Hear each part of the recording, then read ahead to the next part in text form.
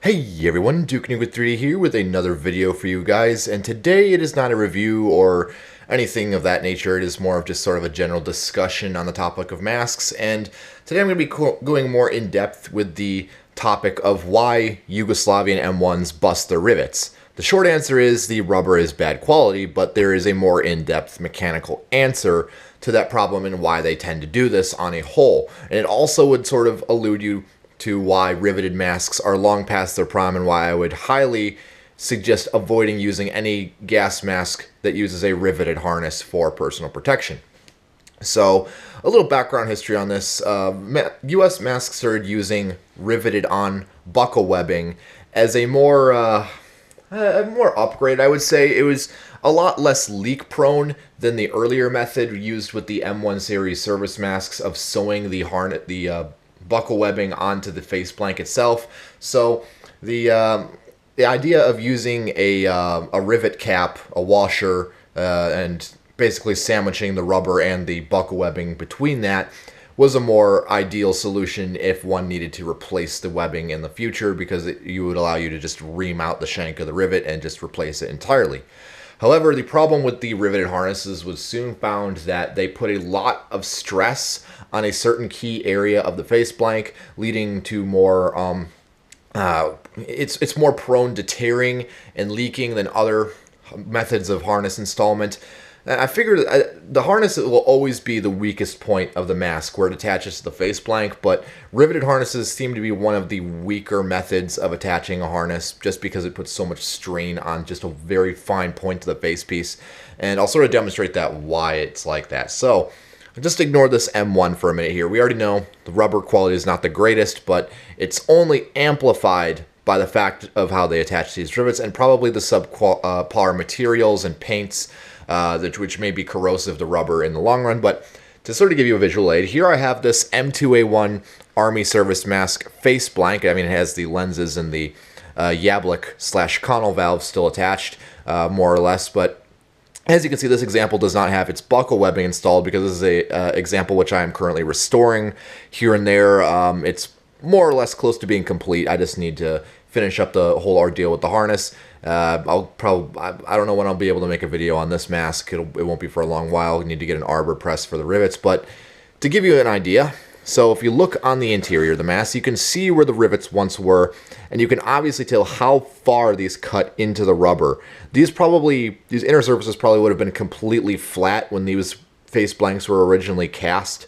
They probably would have been just a flat surface inside there, but the inner dished portion of the rivets, this is not an original rivet. This is a modern, this is made by the same company that made the rivets for gas masks, but this is a modern contract one. So hopefully I plan on using these to replace the original rivets that I have reamed out. But I may have to look into seeing if they feature any with longer shanks, because as you can see, once the rivet is inserted inside that hole there, even pressed as far as I can press it with my hands, it doesn't protrude all that far out. And so we do it up here on the forehead straps, because that's actually the strap that I have here. And so sticking the rivet through that hole only protrudes about maybe 1/8 of an inch in front of the rubber. Again, it may just be the fact that I have slightly shorter rivets than I need, but the heads are the exact same contract as the World War II ones. And then the buckle webbing would be inserted over that, and then you'd have a washer. In this case here is the tab type washers, which would be inserted over that. And then the whole assembly would be pressed together and the end of the rivet flanged out and curled over that little divot on the washer. And again, it seems a little bit short. I may have to get longer rivets in order to do this, but I do have the exact dimensions of the head shape. But yes, as you can see, these would be sandwiched extremely tight, especially assuming if the rivets that I have are the exact dimension. And so over time, these rivets will cut into the rubber, as you obviously can see here. They will eventually cause damage and stress to the rubber. In fact, some of the rivets that I removed off of this were actually fused with the rubber. Actually, if you look closely, you can see how it pulled traces of the original rubber off on the cap itself after removal.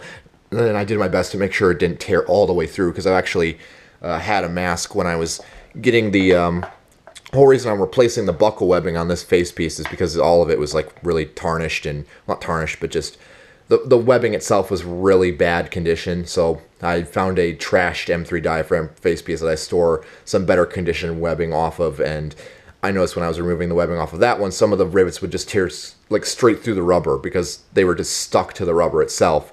And you can sort of imagine with a poorer quality rubber, because these are actually much poorer quality than World War II masks, at least the US ones, you can just imagine why so many of these have failing harnesses. These rivets will just eat right through that rubber, and that's basically the long solution to it. Is just a combination of poor quality materials and the pressure of the rivets itself pressing against the rubber constantly.